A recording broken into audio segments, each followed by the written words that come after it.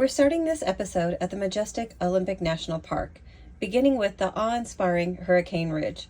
From there, we're going to explore the enchanting Sol Duc Falls, wander through the magical and mystical Hall of Mosses. From there, we'll head to Merrimer Falls and then to Crescent Lake.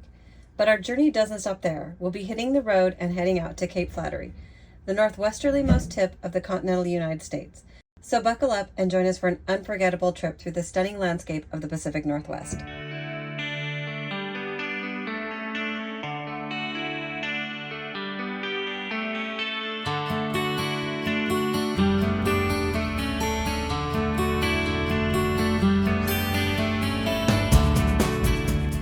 So we're at Hurricane Ridge in the Olympic National Park. It is 44 degrees outside in May, and we weren't prepared to come up here, but it's beautiful, and I don't know, say something.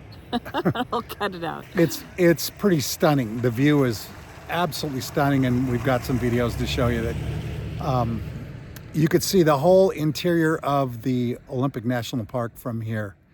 And it's one of those things that, you know, like seeing the Grand Canyon.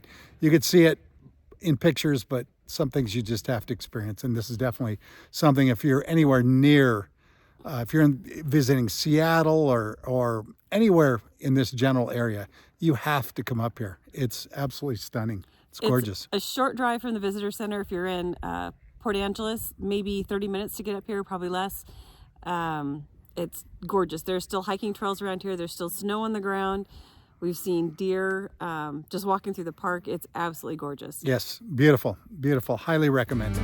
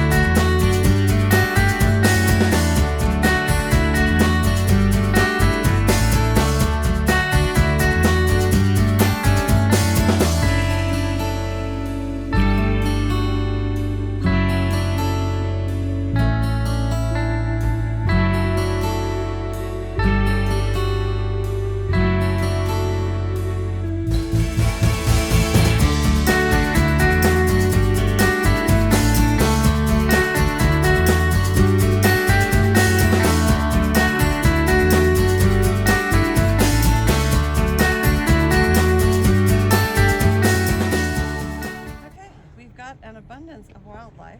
We do. Deer. Just chilling. Just hanging out, eating dinner. And we just saw a black bear, so that was pretty cool.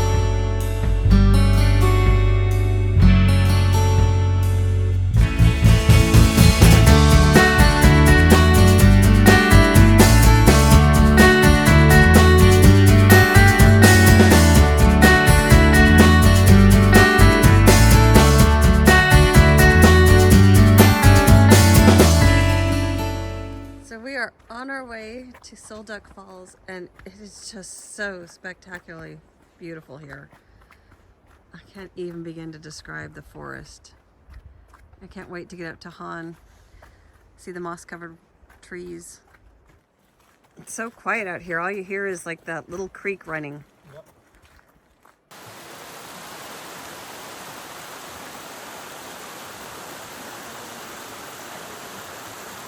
Okay, so we are almost to the falls, and you can definitely hear them. The walk's been pretty easy, and for the girl who has sprained her ankles more times than I can remember, I would still say this is an easy walk. Just make sure you're wearing hiking boots. Give yourself a little extra support. I'm gonna flip this around because I think we found the waterfalls.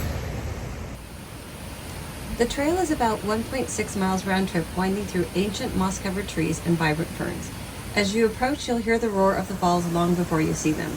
The water cascades dramatically over a rugged cliff, splitting into 3 separate streams before plunging to the rocky pools below.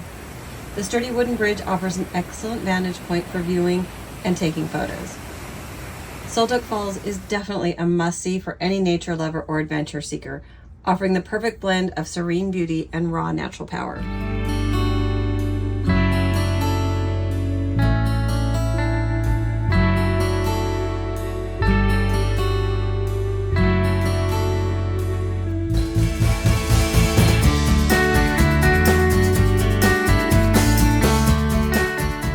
The Hall of Mosses is located in the heart of the Olympic National Park, Hoh Rainforest. It's a magical and otherworldly destination that feels like stepping into a fairy tale. The Enchanted Trail is about 0.8 miles long and takes you through the forest where the trees are draped in thick green moss, creating a lush and airy canopy overhead. Their branches covered in dense layers of moss that cascade down like nature's own curtains. The ground is carpeted in ferns, and the air feels like an earthy scent of a forest. As you wander through the vibrant paradise, you feel like you're transported to an ancient, untouched world. The Hall of Mosses is definitely got to be on your to-do list if you go to the Olympic National Park.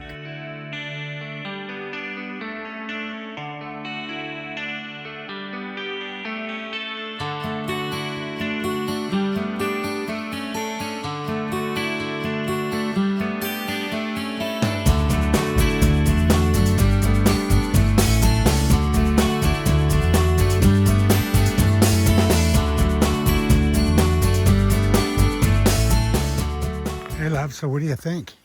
It's amazing. Turn around and tell me. So what are you thinking? It's spectacular.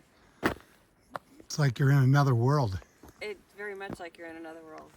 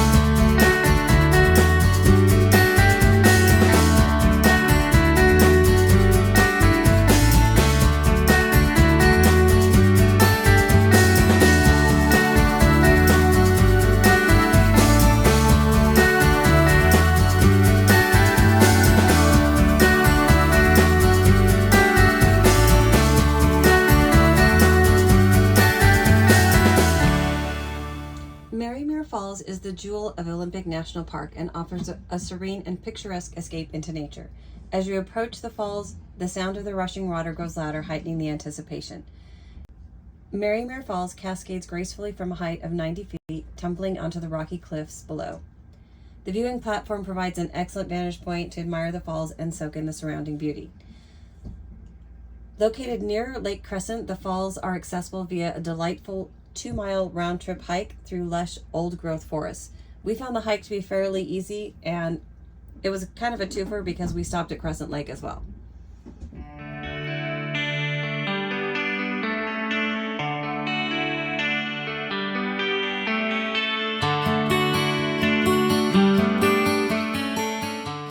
Crescent Lake is a pristine crescent-shaped gem known for its stunning clear turquoise waters and picturesque surroundings. Framed by the majestic peaks of the Olympic Mountains, creating a breathtaking backdrop that feels like a scene from a postcard. The lake is perfect for activities like kayaking, canoeing, paddleboarding, although when we were there, it was a bit too cold, so our kayak stayed in the rig. Fishing is also very popular at Crescent Lake, and I'm sure when we come back, Jim will be out with his pole trying to catch some of those famous trout.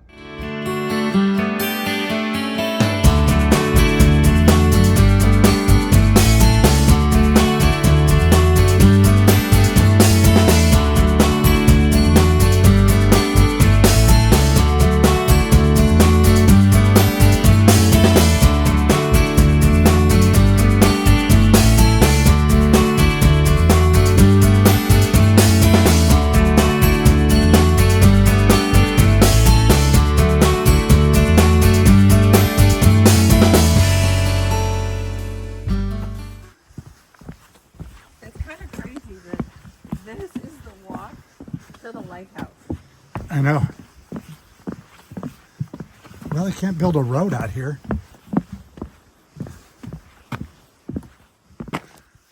So we are walking down the road to Cape Flattery, which there'll be a lighthouse out there.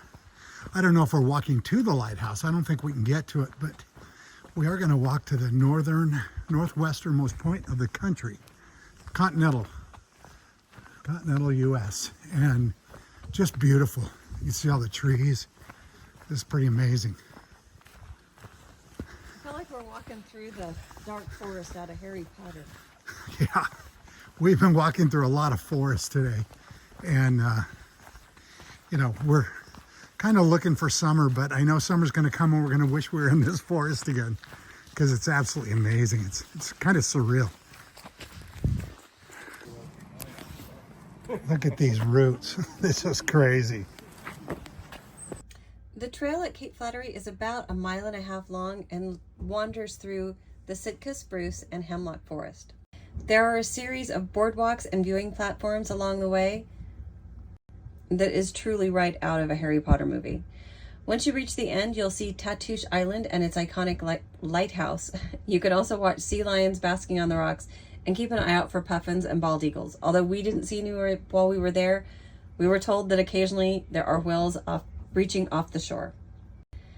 Pro tip, while we were in the parking lot, another couple was there with an electric vehicle, and because there's no reception, they were locked out of their car, and I'm not sure how they got into it, but they were gone when we returned. So just keep in mind, if you've got a Tesla or some other vehicle, make sure you know how to get back into it in the event you have no cell reception. Cape Flattery offers a truly unique and mesmerizing experience at the edge of the continent.